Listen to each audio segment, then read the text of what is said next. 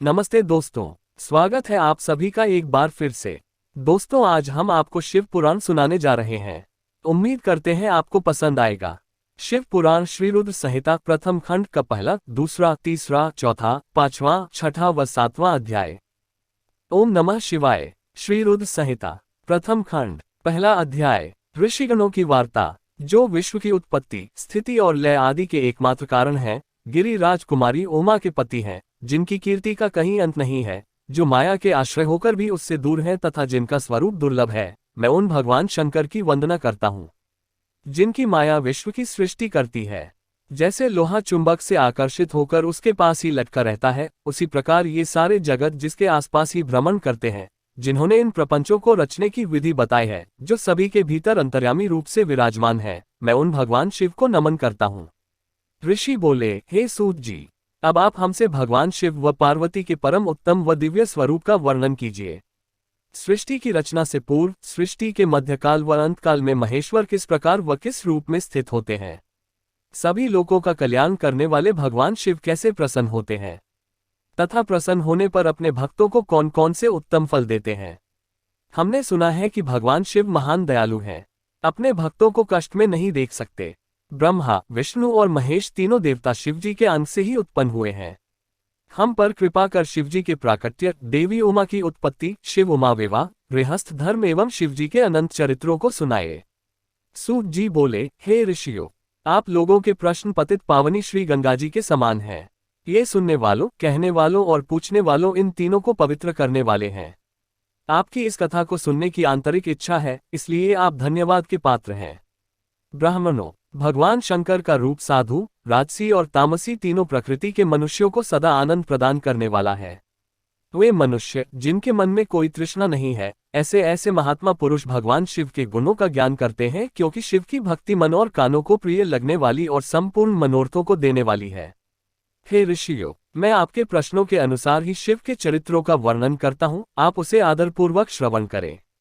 आपके प्रश्नों के अनुसार ही नारद जी ने अपने पिता ब्रह्मा जी से यही प्रश्न किया था, तब ब्रह्मा जी ने प्रसन्न होकर शिव चरित्र सुनाया था।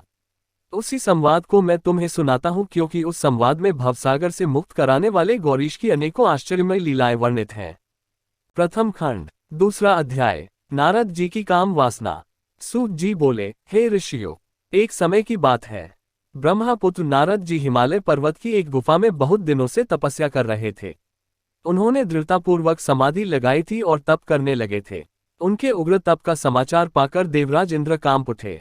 उन्होंने सोचा कि नारद मुनि मेरे स्वर्गलोक के राज्य को छीनना चाहते हैं। ये ख्याल आते ही इंद्र ने उनकी तपस्या में विघ्न डालने की कोशिश की। उन्होंने कामदेव को बुलाया और कहने लगे, हे कामदेव, तुम मेरे परम मित्र एवं हितैषी हो। नारद हिमाचल पर्वत की गुफा में बैठकर तपस्या कर रहा है।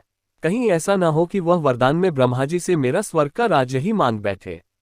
अतः तुम वहां जाकर उसका तप भंग कर दो। यह आज्ञा पाकर कामदेव वसंत को साथ ले बड़े गर्व से उस स्थान पर गए और अपनी सारी कलाएं रच डाली। कामदेव और वसंत के बहुत प्रयत्न करने पर भी नारद मुनि के मन में कोई विकार उत्पन्न नहीं हुआ। महादेव जी के अनुग्रह से उन दोनों का गर्व चूर्ण हो गया। ऐसा इसलिए हुआ क्योंकि महादेव जी की कृपा से नारद मुनि पर कामदेव का कोई प्रभाव नहीं पड़ा था। पहले उस आश्रम में भगवान शिव ने भी तपस्या की थी। उसी स्थान पर उन्होंने ऋषि मुनियों की तपस्या का नाश करने वाले कामदेव को भस्म कर डाला था। कामदेव को भस्म देखकर उनकी पत्नी रति ने बिलखते हुए भगवान शंकर से उन्हें जीवित करने की प्रार्थना की तथा सभी देवता भी शिवजी से प्रार्थना करने लगे तो भगवान महादेव जी ने कहा था कि कुछ समय पश्चात कामदेव स्वयं जीवित हो जाएंगे। किंतु इस स्थान पर और इसके आसपास जहां तक भस्म दिखाई देती है, वहां तक कि पृथ्वी पर कामदेव की माया और काम बाण का कोई प्रभाव नहीं पड़ेगा। इस प्रकार उस स्थान से कामदेव लज्जित होकर वापस लौट आया। देवराज इंद्र ने जब ये सुना कि नारद जी पर कामदेव का कोई प्रभाव नहीं पड़ा तो उन्होंने नारद जी की खूब प्रशंसा की। भगवान शिव की माया के कारण वे भूल गए थे कि शिवजी के शाप के कारण उस स्थान पर कामदेव की माया नहीं चल सकती। नारद जी भगवान शिव की कृपा से बहुत समय तक तपस्या करते रहे। अपने तप को पूर्ण हुआ समझकर नारद जी उठे तो उन्हें कामदेव पर विजय प्राप्त करने का ध्यान आया। तब उन्हें मन ही मन इस बात का घमंड हुआ कि उन्होंने कामदेव पर विजय प्राप्त कर ली है। इस प्रकार अभिमान से उनका ज्ञान नष्ट हो गया।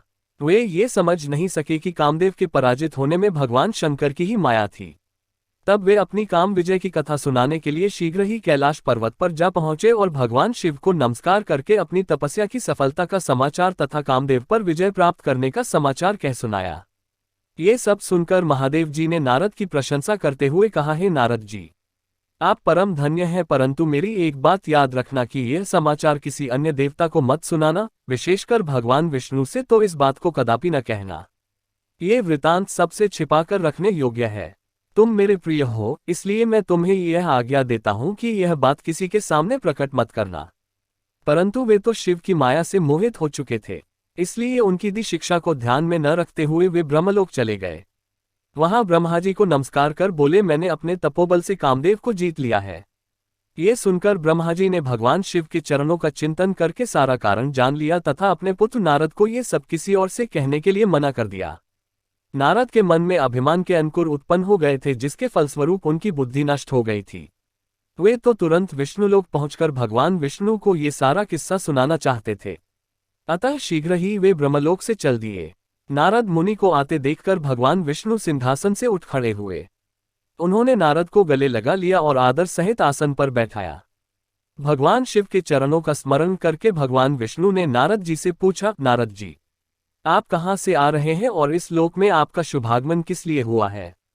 ये सुनकर नारद जी ने अहंकार सहित अपने तप के पूर्ण होने एवं कामदेव पर विजय प्राप्त करने का समस्त हाल उन्हें कह सुनाया। भगवान विष्णु काम के विजय के असली कारण को समझ चुके थे। वे नारद जी से बोले, हे नारद जी, आपकी कीर्ति एवं निर्मल बुद्धि धन्य है। काम, क्रोध एवं लोभ मोह उन मनुष्यों को पीड़ित करते हैं जो भक्तिहीन हैं। आप तो ज्ञान वैराग्य से युक्त एवं ब्रह्मचारी है, फिर भला ये काम आपका क्या बिगाड़ सकता था? देवर्षि नारद बोले, हे भगवान, ये सब आपकी कृपा का ही फल है। आपकी कृपा के आगे कामदेव की क्या सामर्थ्य है जो मेरा कुछ बिगाड़ सके? मैं तो सदा ही निर्भय हूँ। इतना कहकर नारद जी विष्णु भगवान को नमस्कार कर वहां से चल दिए। प्रथम खंड, तीसरा अध्याय। नारद जी का भगवान विष्णु से उनका रूप मांगना। सूत जी बोले, महर्षियों, नारद जी के चले जाने पर शिव जी की इच्छा से विष्णु भगवान ने एक अद्भुत माया रची। उन्होंने जिस ओर नारद जी जा रहे थे वहां एक सुंदर नगर बना दिया। वह नगर बैकुंठलोक से भी अधिक रमणीय था। वहां बहुत से विहार स्थल थे। उस नगर के राजा का नाम शीलनिधि था। उस राजा की एक बहुत सुंदर कन्या थी। उन्होंने अपनी पुत्री के लिए स्वयंवर का आयोजन किया था। उनकी कन्या का वरण करने के लिए उत्सुक बहुत से राजकुमार पधारे थे। वहां बहुत चहल पहल थी। इस नगर की शोभा देखते ही नारद जी का मन मोहित हो गया। जब राजा शीलनिधि ने नारद जी को आते देखा तो उन्हें सादर प्रणाम करके स्वर्ण सिंहासन पर बैठाकर उनकी पूजा की। फिर अपनी देव सुंदरी कन्या को बुलाया, जिसने महर्षि के चरणों में प्रणाम किया। नारद जी से उसका परिचय कराते हुए शीलनिधि ने निवेदन किया, महर्षि, यह मेरी पुत्री श्रीमती है। इसके स्वयंवर का आयोजन किया गया है। इस कन्या के गुण दोषों को बताने की कृपा कीजिए। राजा के ऐसे वचन सुनकर नारद जी बोले, राजन, आपकी कन्या साक्षात लक्ष्मी है। इसका भावी पति भगवान शिव के समान वैभवशाली, त्रिलोकजयी, वीर तथा कामदेव को भी जीतने वाला होगा। ऐसा कहकर नारद मुनि वहां से चल दिए। शिव की माया के कारण वे काम के वशीभूत हो सोचने लगे कि राजकुमारी को कैसे प्राप्त करूं। स्वयंवर में आए सुंदर एवं वैभवशाली राजाओं को छोड़कर भला यह मेरा वरण कैसे करेगी। वे सोचने लगे कि नारियों को सौंदर्य बहुत प्रिय होता है। सौंदर्य को देखकर ही श्रीमती मेरा वरण कर सकती है। ऐसा विचार कर नारद जी फिर विष्णुलोक में जा पहुंचे और उन्हें राजा शीलनिधि की कन्या के स्वयंवर के बारे में बताया तथा उस कन्या के साथ विवाह करने की इच्छा व्यक्त की। उन्होंने भगवान विष्णु से प्रार्थना की कि वे अपना रूप उन्हें प्रदान करें ताकि श्रीमती उन्हें ही वरे। सूत जी कहते हैं, महर्षियों, नारद मुनि की ऐसी बात सुनकर भगवान मधुसूदन हंस पड़े और भगवान शंकर के प्रभाव का अनुभव करके उन्होंने इस प्रकार उत्तर दिया। भगवान विष्णु बोले, हे नारद, वहां आप अवश्य जाए। मैं आपका हित उसी प्रकार करूंगा जिस प्रकार पीड़ित व्यक्ति का श्रेष्ठ वैद्य करता है, क्योंकि तुम मुझे विशेष प्रिय हो। ऐसा कहकर भगवान विष्णु ने नारद मुनि को वानर का मुख तथा शेष अंगों को अपना मनोहर रूप प्रदान कर दिया। तब नारद जी अत्यंत प्रसन्न होते हुए अपने को परम सुंदर समझकर शीघ्र ही स्वयंवर में आ गए और उस राज्य सभा में जा बैठे। उस सभा में रुद्रगण ब्राह्मण के रूप में बैठे हुए थे। नारद जी का वानर रूप केवल कन्या और रुद्रगणों को ही दिखाई दे रहा था, बाकी सबको नारद जी का वास्तविक रूप ही दिखाई दे रहा था। नारद मन ही मन प्रसन्न होते हुए श्रीमती की प्रतीक्षा कर रहे थे। हे ऋषियों, वह कन्या हाथ में जयमाला लिए अपनी सखियों के साथ स्वयंवर में आई। उसके हाथों में सोने की सुंदर माला थी। वह शुभलक्षणा राजकुमारी लक्ष्मी के समान अपूर्व शोभा पा रही थी। नारद मुनि का भगवान विष्णु जैसा शरीर और वानर जैसा मुख देख वह कुपित हो गई और उनकी ओर से दृष्टि हटाकर मनोवांछित वर की तलाश में आगे चली गई। सभा में अपने मनपसंद वर को न पाकर वह उदास हो गई। उसने किसी के भी गले में वरमाला नहीं डाली। तभी भगवान विष्णु राजा की वेशभूषा धारण कर वहां आ पहुंचे। विष्णु जी को देखते ही उस परम सुंदरी ने उनके गले में वरमाला डाल दी। विष्णु जी राजकुमारी को साथ लेकर तुरंत अपने लोक को चले गए। ये देखकर नारद जी विचलित हो गए। तब ब्राह्मणों के रूप में उपस्थित रुद्रगणों ने नारद जी से कहा, हे नारद जी, आप व्यर्थ ही काम से मोहित हो सौंदर्य के बल से राजकुमारी को पाना चाहते हैं। पहले जरा अपना वानर के समान मुख तो देख लीजिए। सूत जी बोले। ये वचन सुनकर नारद जी को बड़ा आश्चर्य हुआ। उन्होंने दर्पण में अपना मुंह देखा। वानर के समान मुख को देखकर वे अत्यंत क्रोधित हो उठे तथा दोनों रुद्रगणों को शाप देते हुए बोले, तुमने एक ब्राह्मण का मजाक उड़ाया है, अतः तुम ब्राह्मण कुल में पैदा होकर भी राक्षस बन जाओ। ये सुनकर वे शिवगण कुछ नहीं बोले, बल्कि इसे भगवान शिव की इच्छा मानते हुए उदासीन भाव से अपने स्थान को चले गए और भगवान शिव की स्तुति करने लगे। प्रथम खंड, चौथा अध्याय। नारद जी का भगवान विष्णु को शाप देना। ऋषि बोले, हे सूत जी, रुद्रगणों के चले जाने पर नारद जी ने क्या किया और वे कहाँ गए, इस सब के बारे में भी हमें बताए। सूत जी बोले, हे ऋषियों, माया से मोहित नारद जी उन दोनों शिवगणों को शाप देकर भी मोहवश कुछ जान न सके। तत्पश्चात क्रोधित होते हुए वे तालाब के पास पहुंचे और वहां जल में पुनः अपनी परछाई देखी तो उन्हें फिर वानर जैसी आकृति दिखाई दी। उसे देखकर नारद जी को और अधिक क्रोध चढ़ आया। वे सीधे विष्णुलोक की ओर चल दिए। वहां पहुंचकर भगवान विष्णु से वे बोले, हे हरि, तुम बड़े दुष्ट हो। अपने कपट से विश्व को मोहने वाले तुम दूसरों को सुखी होता नहीं देख सकते। तभी तो तुमने सागर मंथन के समय मोहिनी का रूप धारण कर दैत्यों से अमृत का कलश छीन लिया था और उन्हें अमृत की जगह मदिरा पिलाकर पागल बना दिया था। यदि उस समय भगवान शंकर दया करके विष को न पीते तो तुम्हारा सारा कपट प्रकट हो जाता। तुम्हें कपटपूर्ण चालें अधिक प्रिय हैं। भगवान महादेव जी ने ब्राह्मणों को सर्वोपरि बताया है। आज तुम्हें मैं ऐसी सीख दूंगा जिससे तुम फिर कभी कहीं भी ऐसा कार्य नहीं कर सकोगे। अब तक तुम्हारा किसी शक्तिशाली मनुष्य से पाला नहीं पड़ा है, इसलिए तुम निडर बने हुए हो, परंतु अब तुम्हें तुम्हारी करनी का पूरा फल मिलेगा। माया मोहित नारद जी क्रोध से खिन्न थे। वे भगवान विष्णु को शाप देते हुए बोले, विष्णु, तुमने स्त्री के लिए मुझे व्याकुल किया है। तुम सभी को मोह में डालते हो। तुमने राजा का रूप धारण करके मुझे छला था, इसलिए मैं तुम्हें शाप देता हूं कि तुम्हारे जिस रूप ने कपटपूर्वक मुझे छला है, तुम्हें वही रूप मिले। तुम राजा होगे और इसी तरह स्त्री का वियोग भोगोगे जिस तरह मैं भोग रहा हूं। तुमने जिन वानरों के समान मेरी आकृति बना दी है, वही वानर तुम्हारी सहायता करेंगे। तुम दूसरों को स्त्री वियोग का दुख देते हो, इसलिए तुम्हें भी यही दुख भोगना पड़ेगा। तुम्हारी स्थिति अज्ञान से मोहित मनुष्य जैसी हो जाएगी।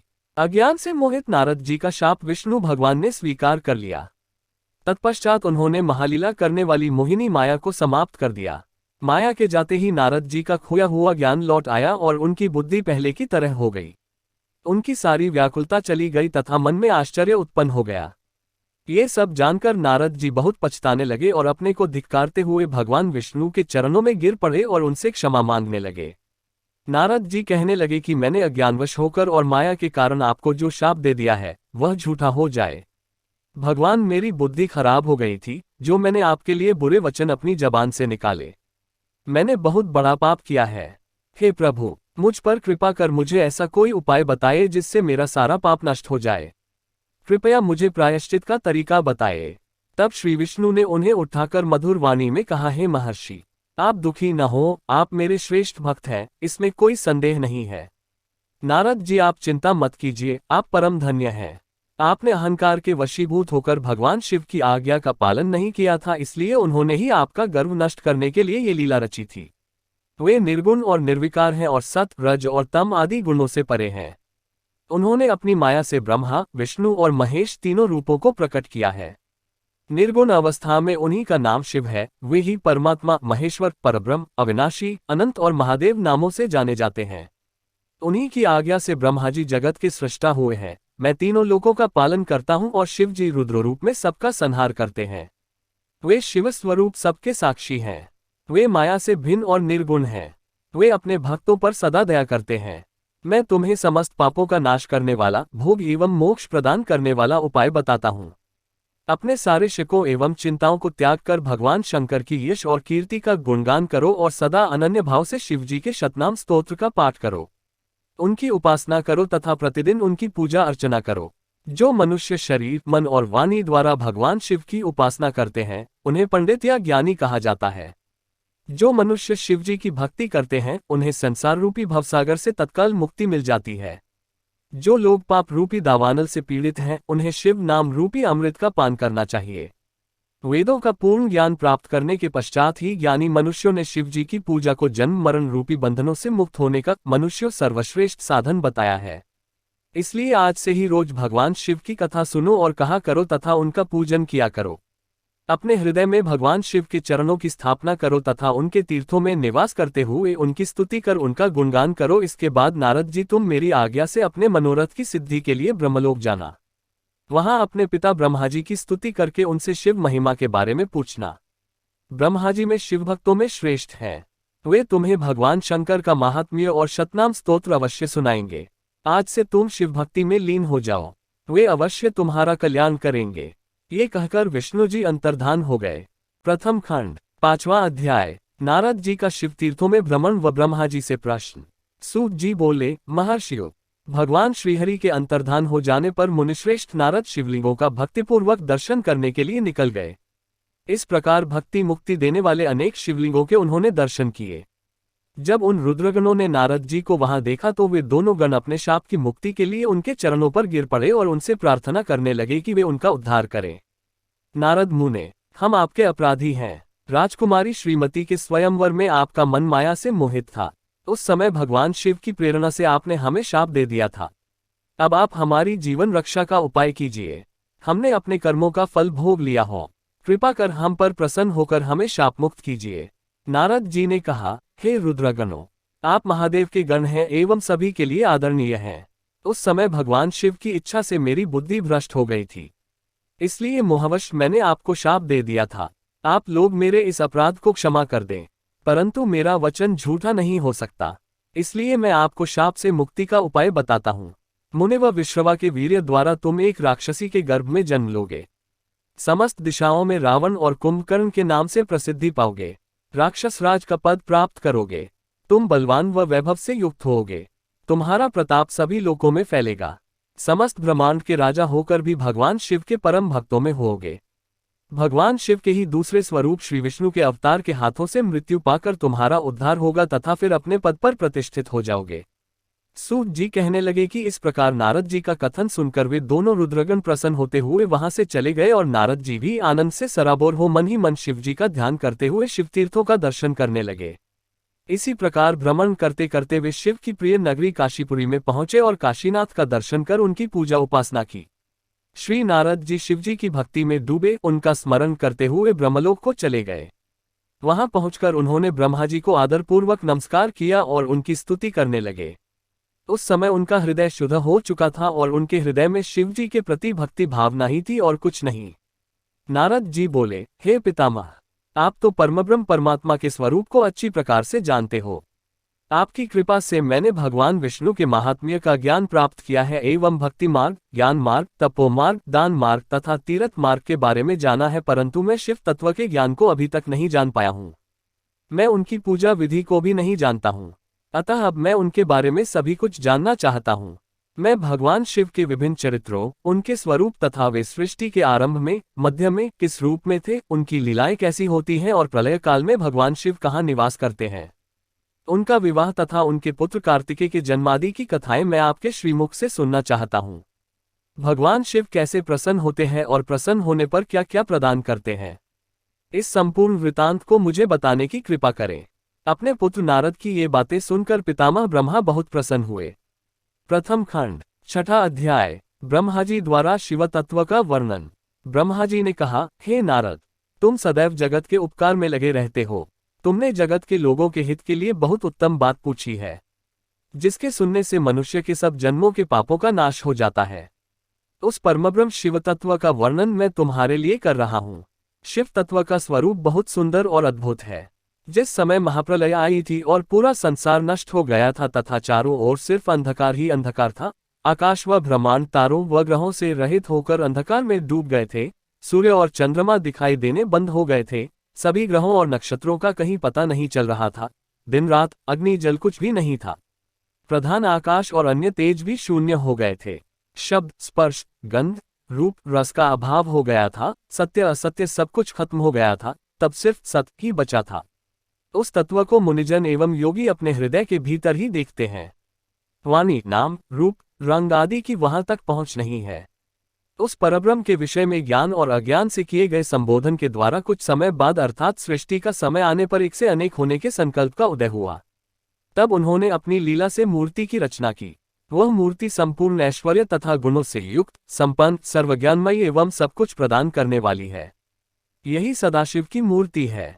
सभी पंडित विद्वान इसी प्राचीन मूर्ति को ईश्वर कहते हैं। उसने अपने शरीर से स्वच्छ शरीर वाली एवं स्वरूप भूता शक्ति की रचना की। वही परमशक्ति प्रकृति गुणमयी और बुद्धित्व की जननी कहलाई। उसे शक्ति अंबिका प्रकृति संपूर्ण लोकों की जननी त्रिदेवों की माता नित्या और मूल कारण भी कहते हैं। उसकी 8 भुजाओं एवं मुख की शोभा विचित्र है। उसके मुख के सामने चंद्रमा की कांति भी क्षीण हो जाती है। विभिन्न प्रकार के आभूषण एवं गतियां देवी की शोभा बढ़ाती हैं। वे अनेक प्रकार के अस्त्र शस्त्र धारण किए हुए हैं। सदाशिव को ही सब मनुष्य परम पुरुष ईश्वर शिव शंभु और महेश्वर कहकर पुकारते हैं। उनके मस्तक पर गंगा भाल में चंद्रमा और मुख में 3 नेत्र शोभा पाते हैं। उनके 5 मुख हैं तथा 10 भुजाओं के स्वामी एवं त्रिशूलधारी हैं। वे अपने शरीर में भस्म लगाए हैं। उन्होंने शिवलोक नामक क्षेत्र का निर्माण किया है। ये परम पावन स्थान काशी नाम से जाना जाता है। ये परम मोक्षदायक स्थान है। इस क्षेत्र में परमानंद रूप शिव पार्वती सहित निवास करते हैं। शिव और शिवा ने प्रलय काल में भी उस स्थान को नहीं छोड़ा, इसलिए शिवजी ने इसका नाम आनंदवन रखा है।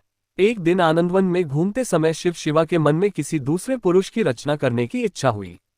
तब उन्होंने सोचा कि इसका भार किसी दूसरे व्यक्ति को सौंपकर हम यहीं काशी में विराजमान रहेंगे।